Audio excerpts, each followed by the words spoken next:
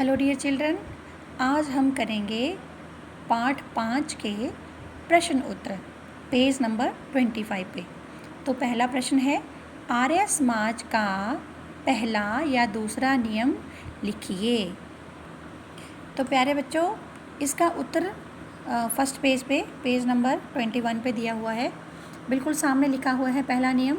तो पहला नियम है, सब सत्य विद्या और जो पदार्थ विद्या से जाने जाते हैं उन सब का आदि मूल परमेश्वर है। ये आपका पहला नियम है। और दूसरा नियम पेज नंबर 22 पे बिल्कुल सामने लिखा हुआ है, ईश्वर सच्चिदानंद स्वरूप निराकार सर्वशक्तिमान न्यायकारी दयालु अजन्मा अनंत निर्विकार अनादि अनुपम सर्वाधार सर्वेश्वर सर्वव्यापक सर्वांतर्यामी अजर अमर अभय नित्य पवित्र और सृष्टिकर्ता है, उसी की उपासना करने योग्य है। तो प्यारे बच्चों, ये आपका पहला और दूसरा नियम है।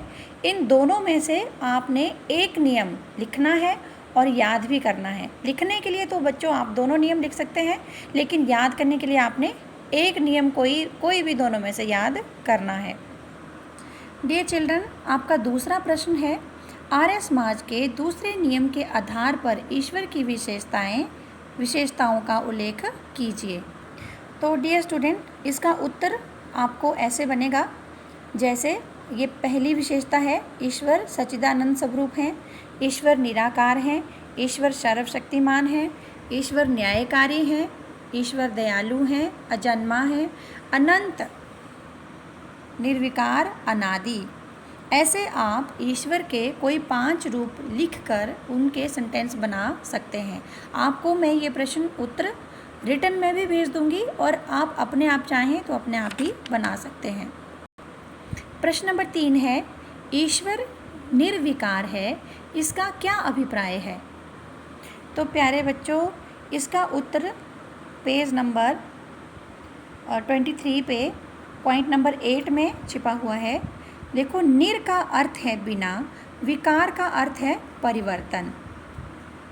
परमात्मा एक सा रहता है, ना वह बढ़ता है ना घटता है, सदा आनंद स्वरूप है, वह एक रस और शुद्ध चैतन्य है। तो आप इतना लिख सकते हैं, वह सदा आनंद स्वरूप है। इतना ही प्रश्न आपके लिए काफ़ी होगा। डियर चिल्ड्रन, फोर्थ प्रश्न है, उसी की उपासना करने योग्य है, इसका आशय बताएं। डियर चिल्ड्रन, इस प्रश्न का उत्तर हम ऐसे लिख सकते हैं कि ईश्वर जो है वह सर्वशक्तिमान है और संसार के कण कण में बसा है। सूर्य चंद्रमा धरती आकाश सब उसी परमेश्वर की उपासना करते हैं। वह सर्वगुण संपन्न है, सबको दुखों को दूर करने वाला है, उसी ने इस सृष्टि को बनाया है और वह हमारा सर्वाधार है, इसीलिए उसी की उपासना करने योग्य है।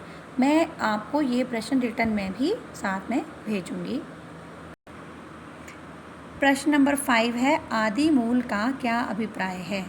तो प्यारे बच्चों, आदि मूल का अभिप्राय है जहाँ से ज्ञान की उत्पत्ति होती है, जहाँ से ये ब्रह्मांड पैदा हुआ, जहाँ से इसकी शुरुआत हुई, और ये सब चीज़ों की शुरुआत जो है परमात्मा से हुई।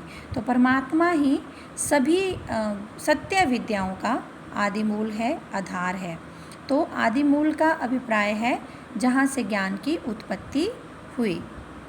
तो dear children, you have to write these questions on your notebook and I will send you all the questions in written form also. Prepare your notebook and on Saturday you have to send your homework in the Naitik Shiksha group.